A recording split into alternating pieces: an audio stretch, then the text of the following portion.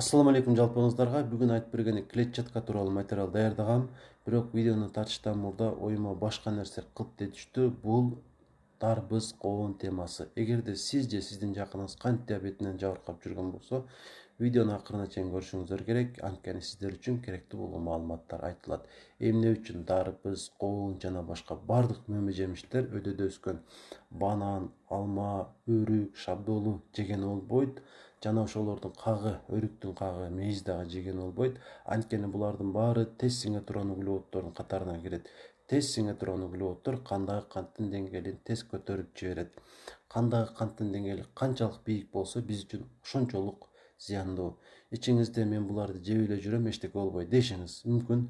Албетте, диабет дарты өзүн анчалык көрсөтө бербейт, бирок ал сизди иштен талкалай берет. Биринчи кезекте жүрөк кан тамыр системасын, анан нерв системасын, анан заара бөлүп чыгаруу органдарын, анан тамак сиңир органдарын, муундарды, сөөктөрдү, териңизди бүт талкалайт. Андан кийин гана сизди төшөккө байлап, андан бөлүнбөй жашоого мажбурлап коет. Мындай жашоо кимге керек? Эч кимге керек эмес. Анықтан эсиңиз барында этегиңизди жыйың дегим келет. Дарыгердин айтканын кылып жашоо сиз үчүн эң туура арга.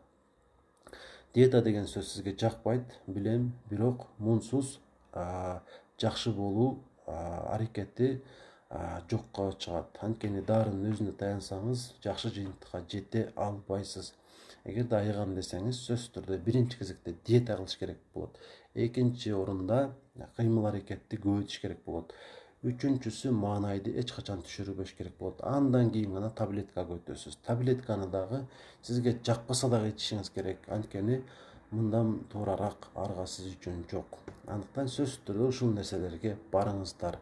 Көбүрөөк нерсе көргүңүздөр келсе жашоодон, коомго дагы көбүрөөк нерсе бериңиздер келсе, дарыгер менен кеңешип, анын айтканын кылып жашоо керек болот. Маалыматты бөлүшүп коюуну унутпаңыздар, бир адам менен болсо дагы.